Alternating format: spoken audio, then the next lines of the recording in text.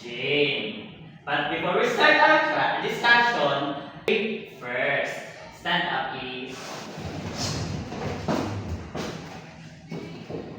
Miss Giselle, please lead the prayer. Are we ready to pray? Yes, we are. In the Father, Son, and Spirit. Amen. Amen. Thank you, Giselle. Okay, class, please sit down. Who was absent today? None, teacher. Very good. Now clap your hands. But before we start our discussion, we have our classroom roles. Read, please. Give respect to everyone. Observe classroom expectations. Own your actions. Do your best. Okay, thank you, class. And now, by the way, why are you late, class? Sorry, sir, because it's traffic. Okay, let's sit down. It's raining.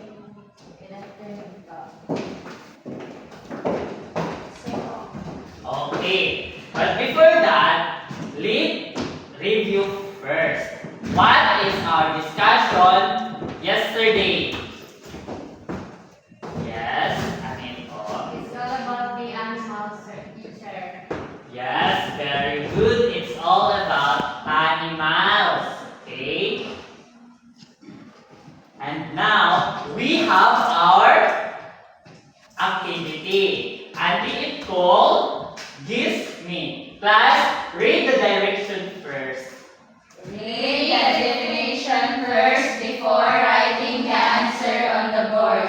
After you write the name of the animal, determine its sound so that teacher can determine the winner. Oh, okay, class. I have here painted pen. What you are going to do is to write the name of an animal and just what is the sound of these animals. Okay? Yes, teacher. These are the pintal pen.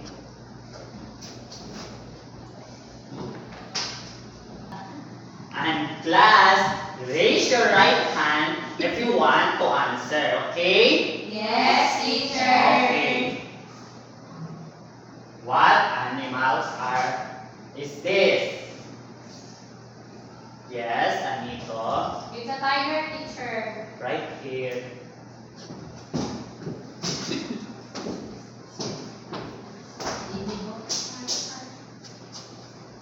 What is the sound of a tiger? Rar. Very good. A round of applause, class. Next is, what about this? Want to raise? Yes, apple. It's a carabao, teacher. Right here. It's a spin, teacher.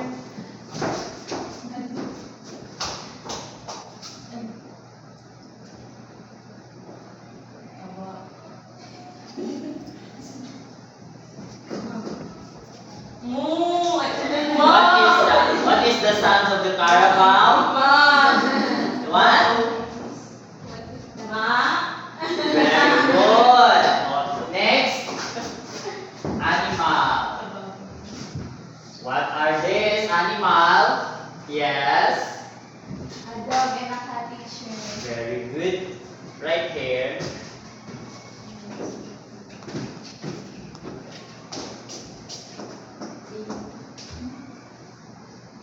What are the sounds of a dog and a cat? A dog.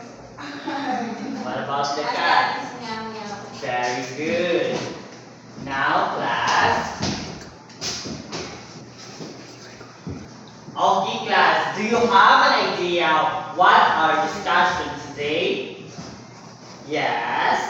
Animals and the food they eat, teacher. Very good. Our discussion for today is all about the animals and food we eat. Okay? But before that, we have our objective. Class, read please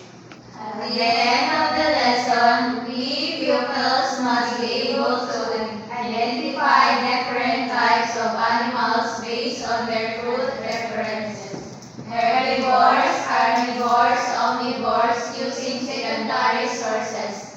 Appreciate the importance of animals' diverse eating habits in maintaining ecological balance and create a visual representation such as concept map categorizing animals as herbivores, carnivores, or omnivores. Class, do you want an activity? Yes, teacher. Very good. Now, we have our activity today. It's called Classify Me. Read the direction first, please. Place the picture based on what classification of animals it belongs. Okay, class. What you are going to do is to paste the pictures based on what classification of animals belong. Okay, class. Here are some of the materials that you need to arrange here in the board.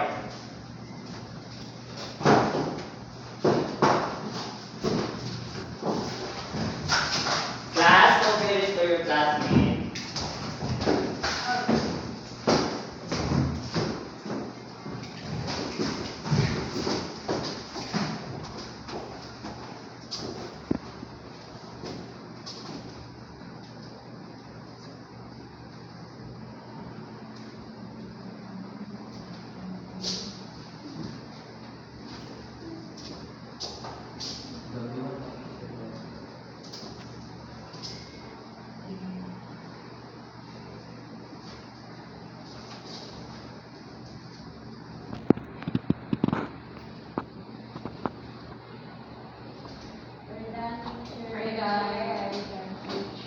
Okay, class, let me check if your answer is correct.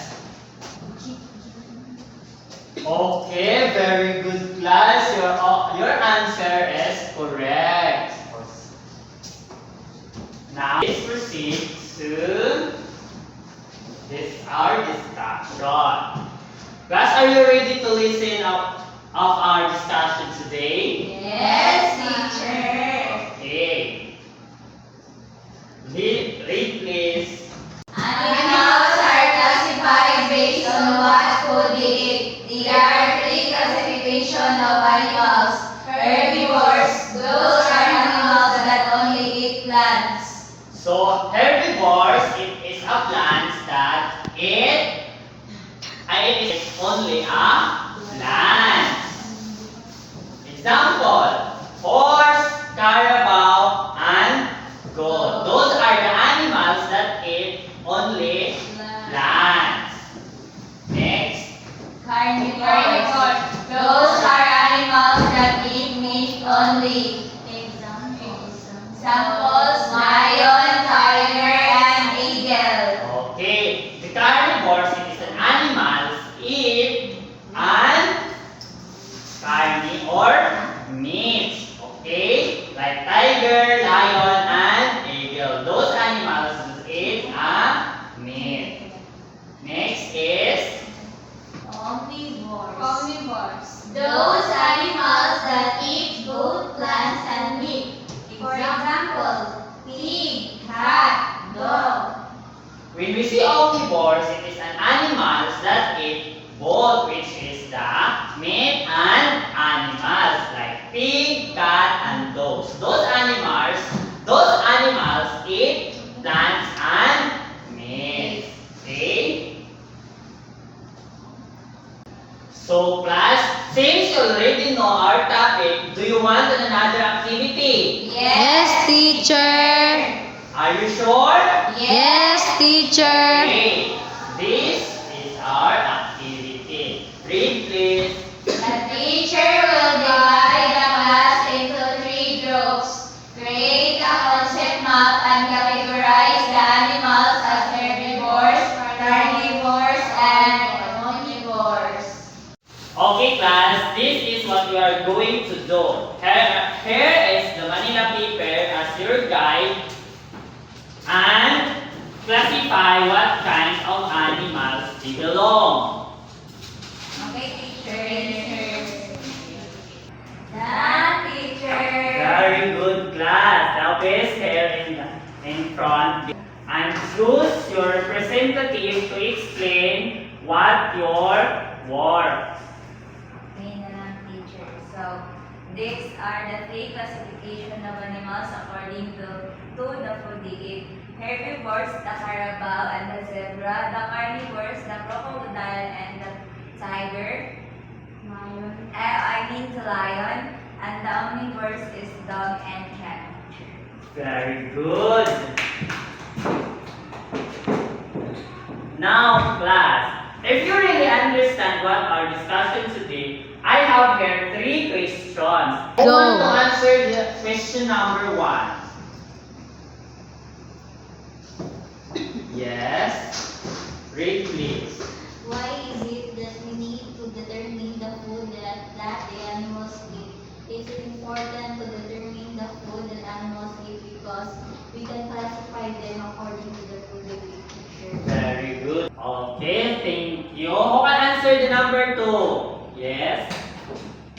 Do you believe that animals need food to survive? Yes, teacher. Ay, kung wala sila yung food, mamatay na sila, teacher. Yes, very good. Kung kaya daw sila yung food, mamatay sila. What about the number 3? Yes, Giselle? What will happen if the animals cannot eat their food according to what food they eat? I think, teacher, mamamatay sila. Like for example, the fish. Fish eat little fish, but pero hindi mo sila bahagang teacher like dahil na magtawag, mapatay sila. Pwede mo daw sila teacher. Yes, very good. Mamatay ang isda kung dili nimo bahogan na swak pasad sa ila. Okay? Yes, teacher. Oh, very good. Now, I have here another activity. What we are going to do is write H if the animal is herbivores and write C if the animal is carnivore and write O if it omnivores. Class, do you understand? Yes, teacher. Okay, here is your papers. You have 3 minutes to answer this activity.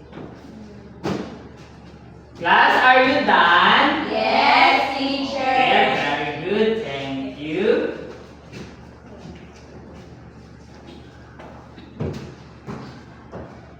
And now, lastly, we have our assignment. Read the direction first. Write at least 2 animals that belongs to herbivores, carnivores, and omnivores, and pass its next meeting. Okay, in your paper, write at least 2 animals belong to herbivores, carnivores, and omnivores, and pass next meeting. Thank you, class. But before that, we have our closing prayer. Stand up. Yes, Langkada, lead the prayer. And the Holy Spirit. Amen. Goodbye, children.